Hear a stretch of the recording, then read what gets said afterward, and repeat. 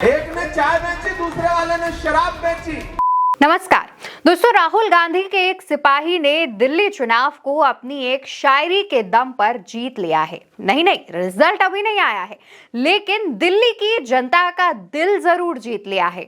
और वो सिपाही कोई और नहीं बल्कि इमरान प्रतापगढ़ी हैं। इमरान प्रतापगढ़ी कांग्रेस की तरफ से लगातार हर विधानसभा क्षेत्र में जाकर के चुनाव प्रचार कर रहे हैं। चुनावी माहौल को और ज्यादा कांग्रेस के पक्ष में लाने की जो पूरी तैयारी है वो भी इमरान प्रतापगढ़ी कर रहे हैं। दोस्तों, आपको बता देते हैं कि इमरान प्रतापगढ़ी किसके पक्ष में, किस विधानसभा क्षेत्र में वोटिंग की अपील करने के लिए, मतदान की अपील करने के लिए और जनसभा करने के लिए पहुंचे थे। तो सबसे पहले कृष्णानगर विधानसभा पहुंचे, जहां से कांग्रेस के प्रत्याशी गुरुचरण सिंह राजू मैदान में है। फिर नांगलोई जाट विधानसभा पहुंचे, जहां पर रोहित चौधरी के पक्ष में उन्होंने मतदान की अपील की। और ना सिर्फ मतदान की अपील की, बल्कि कांग्रेस के एक लीडर होने के नाते, कांग्रेस का एक सिपाही होने के नाते केजरीवाल और मोदी पर हमलावर भी रहे। खास तौर पर बीजेपी को जमकर आड़े हाथों लिया। वीडियो की शुरुआत में जब आप सुन रहे थे, ये एक उदाहरण था कि कैसे इमरान प्रतापगढ़ी ने सिर्फ एक तीर से दो निशाने साधे हैं। एक तीर से केजरीवाल और नरेंद्र मोदी को खूब सुनाया है। और ना सिर्फ ये दोस्तों, बल्कि केजरीवाल को यह भी कहा कि मोदी बड़े वाले और केजरीवाल छोटे वाले रिचार्ज हैं। ये भी सुनते जाइए। अगर नरेंद्र मोदी बड़े वाले हैं तो अरविंद केजरीवाल उनके छोटे वाले रिचार्ज हैं। इसलिए अपने दिमाग से मुगालता निकाल दीजिए कि वो आपके हमदर्द हैं। अगर आपके हमदर्द होते तो आपके मुद्दों पर साथ खड़े नजर आते। और उसके बाद दोस्तों, केजरीवाल को लेकर के भी कई बड़ी बातें कही। केजरीवाल और साथ ही साथ उनके मंत्रिमंडल के बारे में कहा कि जेल जाते हैं, जेल से आते हैं। मुख्यमंत्री जेल काट के आया, उप मुख्यमंत्री जेल काट के आया, मंत्री जेल काट के आए। ऊपर वाले की लाठी में आवाज नहीं होती है।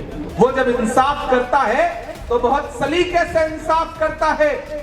और ना सिर्फ केजरीवाल के बारे में ये बड़ी बातें कही, बल्कि केजरीवाल से कई बड़े सवाल भी पूछे। और पूछा कि जब ये हो रहा था तब आप कहां थे, जब ये हो रहा था तब आम आदमी पार्टी अरविंद केजरीवाल कहां थे, जनता के बीच क्यों नहीं थे। दिल्ली जल रही थी तब तुम कहां थे, जब हमारे मुद्दों पर हम सड़कों पर बैठे थे तब तुम कहां थे, जब हाथरस में दलित बिटिया का बलात्कार हुआ और उसकी लाश को जला दिया गया तब निकला था कोई अरविंद केजरीवाल अपने घर से वहां जाने के लिए?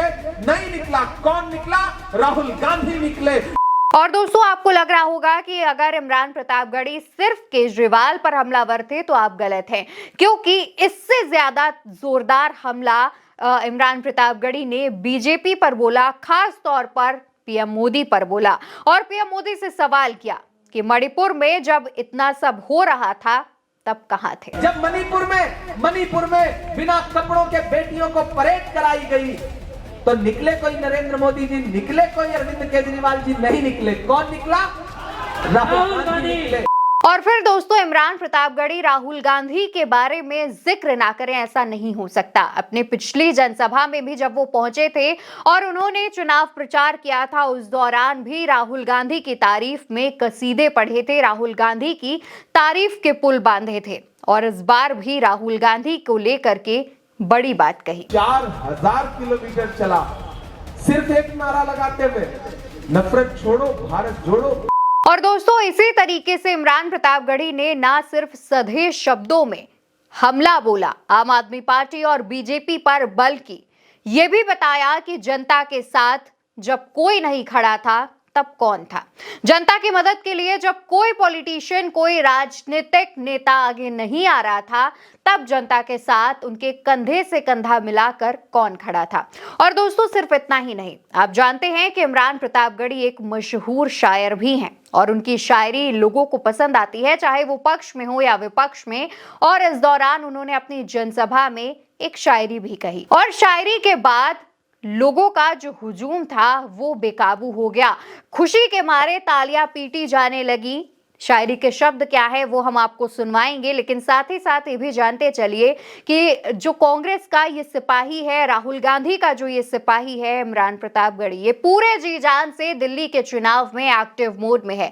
एक तरफ राहुल गांधी, केजरीवाल और बीजेपी पर, पीएम मोदी पर हमलावर है, तो दूसरी तरफ ठीक उनके नक्शे कदम पर चलते हुए इमरान प्रतापगढ़ी भी बीजेपी पर और केजरीवाल पर और पीएम मोदी पर हमलावर नजर आ रहे हैं। और ना सिर्फ हमला कर रहे हैं, ना सिर्फ बयानबाजी हो रही है, बल्कि तथ्यों के साथ बयानबाजी की जा रही है। बताया जा रहा है कि जब मणिपुर में कोई नहीं गया तब राहुल गांधी गए थे। अब दोस्तों, अब यहाँ पर आप इमरान प्रतापगढ़ी की शायरी सुनिए और मुझे इजाजत दीजिए। कि किसी भी मौलवी से या के साधु से न छूटेगा, मदानी के किसी करतब से, जादू से न छूटेगा। सफाई कर रहे हो तो जरा दामन की भी कर लो, हमारे खून का धब्बा है झाड़ू से न छूटेगा।